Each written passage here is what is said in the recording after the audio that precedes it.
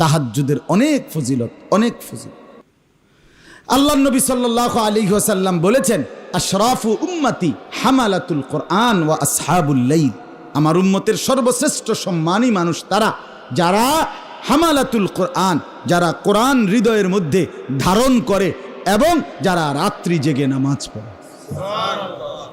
নবীজি বলছেন, আলাইকুম বিকিয়ামিল লাইল, তোমরা তাহাজ্জুদ নামাজ পড়ো। কি হবে তাতে? 4টা লাভ হবে। নবীজি বলছে, ফাইন্নাহু দাবুস সালিহিনা ক্বাবলাকুম, তোমাদের পূর্বে যত নেক আল্লাহর বান্দা ছিল তাদের চিরাচরিত অভ্যাস তাহাজ্জুদ, তুমিও সেই আউলিয়াদের কাতারে শামিল হবে। 2, অহুয়া কুরবাতুন লাকুম ইলা রাব্বিকুম, তাহাজ্জুদ তোমাকে আল্লাহ তাআলার একদম ঘনিষ্ঠ বানায় দিবে। 3 নাম্বার, অমুকাফফারাতুন লিসসাইয়্যাত, তোমার গুনাহগুলো মিটাইয়া দিবে। 4 নাম্বার, অমানহাতুন আনিল ইসমে, তোমাকে গুনাহ এবং নাফরমানি থেকে বিরত রাখবে। আচ্ছা, আর কি লাগে? আর কি লাগে? তাইলে এই জন্য তাহাজ্জুদের আমল যারা আলহামদুলিল্লাহ এখানে বসছেন নামাজি, বাবা জরুরি বিষয় হলো 5 ওয়াক্ত নামাজের পরে তাহাজ্জুদ। চাইয়েন আবার কিন্তু হুদা ওভার টাইম করেন না, অফিস টাইমও করেন, বোঝেন না কথাটা? 4টার পরে ওভার টাইম করে সে, আগে 8টা থেকে 4টা অফিস টাইম করে যে নাকি? হ্যাঁ, ওই শবে বরাতের নামাজের মতো এটা বানাইয়েন না। আমাদের দেশে তো 3-4 দিন আগের থেকে কয়, হুজুর নামাজটা কোন দিন? ঢাকাইতে কয় নামাজ কোন দিন বলে। তুই বেটা ঢাকাইতে না বেটা, তুই বেটা কি নামাজ কোন দিন বেটা? কয় শবে বরাতের নামাজ কোন দিন? হেতেরে কইতাম শবে বরাতের নামাজ কোন দিন? নামাজ কোন দিন মানে তাই নামাজ পড়বো, আর আমরা সিরিয়াস সবাই। এটা নতুন নামাজই আইছে আবার, আরে বাপরি আমরা নামাজ পড়বো, সুবহানাল্লাহ, খামখেয়ালি কথা।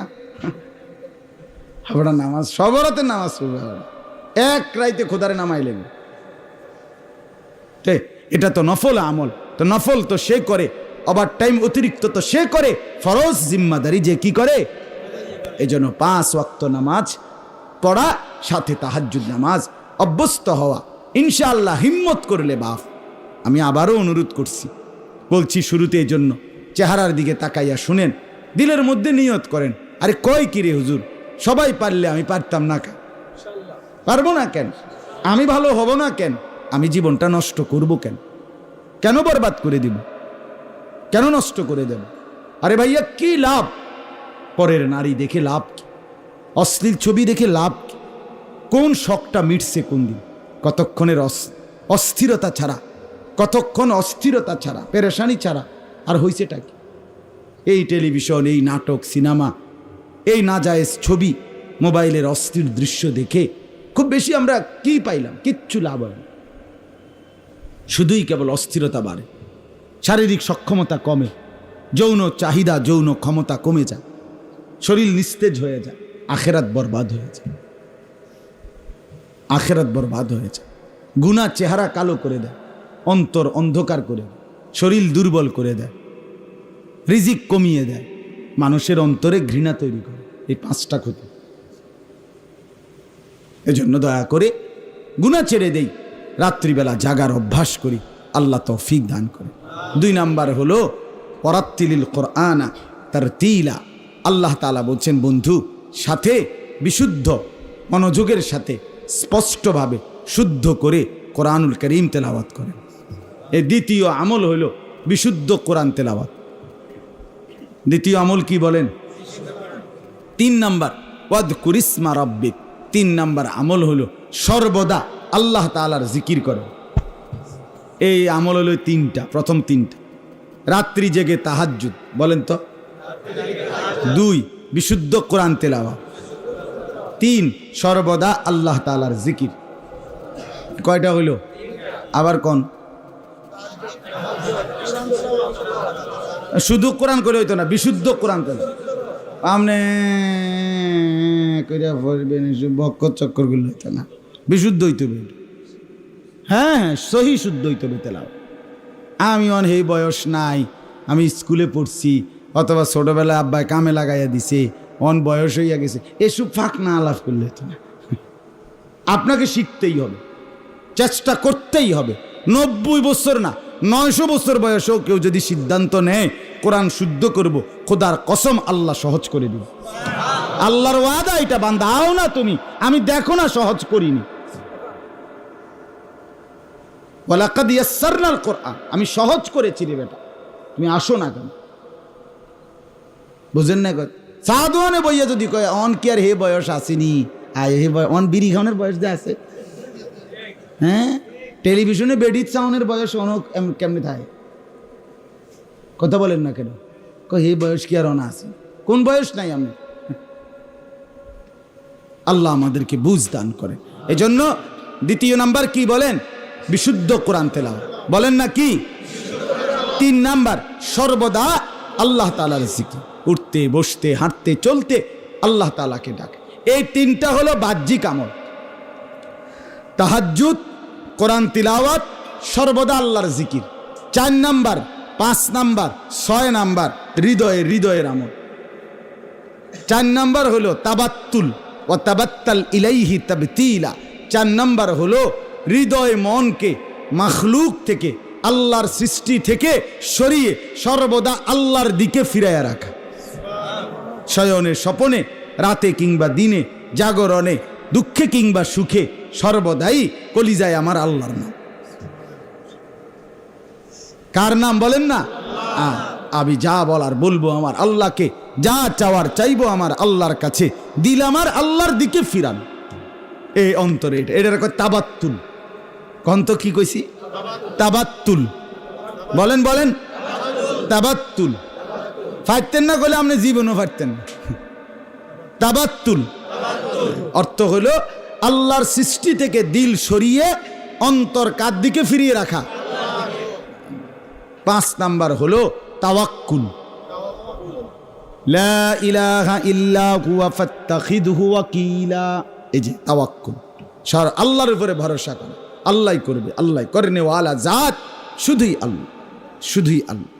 তাওয়াক্কুল করা, সর্বদা আল্লাহর উপরে কি করা? তাওয়াক্কুল করা। এটা হলো তাওয়াক্কুল, এটাও অন্তরে থাকতে হবে। 6 নাম্বার সবর। ওয়াসবির আলা মা ইয়াকুলুন।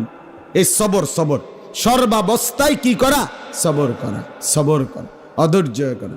আজকে 3 দিন খোদারে কইতে আসি, কোনো আওয়াজ নাই। বুঝেন না কথাটা? আরে বাপরে, 3 দিন কইতে আছে ওরা। বুঝেন না? কইতে কইতে হুজুর আজ 2 সপ্তাহ ধরে কইছি, কোনো লড়সর দেখি না। না, সবর কর। কারণ আমি যদি 30 বছরও কিছু না পাই, তবুও আমি যাকে ডাকতে হবে সে তো আমার আল্লাহ। রাগ করে আর কে আছে? মনে করেন আমার 4 ছেলে দুনিয়া থেকে বিদায় নিছে, আমারে আল্লাহ 30 বছর সন্তান দিল না, তো এরপরে রাগ করে ডাকার জন্য আর কে আছে? আর কে বইয়া রয়েছে কোনানে? তাহলে সুখে কিংবা দুঃখে, পাই বা না পাই, সবর ছাড়া আমাদের কাছে আর বিকল্প কিছু আছে? আল্লাহকে ডাকা ছাড়া উপায় আছে কি? এই জন্য শেষের 3টা হলো অন্তরের ব্যাপার। তাবাত্তুল, তাওয়াক্কুল, সবর। বলেন তো, তাবাত্তুল, তাওয়াক্কুল, সবর। আবার বলেন। এ পারতেন না আপনারা? কথা বলেন না কেন? না পারার কি আছে? পারবেন ইনশাআল্লাহ। তাহলে 1 নাম্বার কি বলেন? না, তাহাজ্জুদ। 2 নাম্বার কি? 3 নাম্বার কি? সর্বদা আল্লাহর জিকির। 4 নাম্বার কি? তাবাত্তুল কইলে আপনি মনে আইব তো কথাটা কিতা, মানে আল্লাহর সাথে কি রাখা সম্পর্ক। 5 নাম্বার কি? তাওয়াক্কুল। 6 নাম্বার কি? খিচুড়ি আসেনি নাকি? আছে না? আপনার খিচুড়ি খাওয়ার মতো উপযুক্ত, কারণ আপনি কইতে পারছেন। আপনারা খাইতেন নাকি মানসিনি খাইব? আল্লাহ আপনা করে তৌফিক দান করেন। বিশেষ করে বললাম সুন্নাতের উপরে আমল করেন। ছেলেদেরকে বলি বাবা শরীর পবিত্র রাখেন, হ্যাঁ, টয়লেট পেপার ঢিলা কুলুক ব্যবহার করেন, মেসওয়াক করেন, নিজের জীবন সুন্দর করেন। আল্লাহ তাআলা আমাদেরকে তৌফিক দেন, কবুল করেন, আমিন। এই জামিয়া মাদানিয়া মাদ্রাসা আলহামদুলিল্লাহ এই ছোট্ট টিনের ঘরে ছেলেদেরকে পড়াইতেছে কষ্ট করে। আমি আরও একবারও আসছি, তখনও দেখছি টয়লেট, বাথরুম, ওযু, ইস্তেঞ্জা, খাওয়ার জায়গা সব মিলে এই কষ্ট করে আসলে চালায়। দেখেন আমি খুলনা এক চিল্লা সময় লাগাইছিলাম গত বছর। তো খুলনা ইউনিভার্সিটিতে, খুলনা প্রকৌশল ইউনিভার্সিটিতে, খুলনা মেডিকেল কলেজে, 3 জায়গাতেই আমরা জামাত ছিলাম, গেছি। তো 3টা ইউনিভার্সিটিতে প্রত্যেকটার মধ্যে জায়গার পরিমাণ হলো 117 একর করে। 117 একর খুলনা ইউনিভার্সিটির জায়গা ওনারা বললেন। 117 একর, 1 একর হলো 100 শতক। আর এখানে কত? 400 শতক নাকি? শুধু 400, সেটাই বলছি। মাওলানা বললেন মাত্র 4 শতক। তাহলে এইরকম কৌমি মাদ্রাসাগুলো জায়গায় জায়গায় অল্প কদ্দুর জায়গা নিয়ে কষ্ট করে আপনাদের মুসলমানদের আখেরাতের পুঁজি সংগ্রহের জন্য ঈমান আমলের খেদমত করতেছে। বাস্তবতা এটা। আমরা যদি এমন একটা বড় সড়ো সারা বাংলাদেশের সবগুলো কৌমি মাদ্রাসার জায়গা একত্র করলেও এরকম 1-2টা ইউনিভার্সিটির জায়গার কাছাকাছিও হবে না। কথার কথা ধরে নিলাম আর কি। আর সারা বাংলাদেশে ইউনিভার্সিটি তো খুলনায় 3টে, কেন? আর বাংলাদেশে আর তো নাই। তাইলে বলে, তাইলে কত বড় বড় জায়গা। তাইলে বুঝাইলাম এই ছোট্ট জায়গার মধ্যে কষ্ট করে দিন শিখাইতেছে। আমাদের উচিত আমরা আমাদের সর্বোচ্চ ভালোবাসা দিয়ে এই অল্প কদ্দুর সহযোগিতা করলে আপনার 500 টাকা, আপনার 1000 টাকা, আপনার 1 বছরের কোনো ব্যয় না। আপনার 6 মাসের ব্যয় খরচ 500 টাকা না। এটা খুব কঠিন কিছু না। নিজের প্রয়োজন থেকে কষ্ট করে 1000 টাকা আলাদা করে দিলে, 500টা টাকা আলাদা করে দিলে খুব বেশি গায়ে বাজবে না, কিন্তু আখেরাত নতুন করে সুন্দরভাবে সাইজা যাবে, আখেরাতে লাভবান হবে।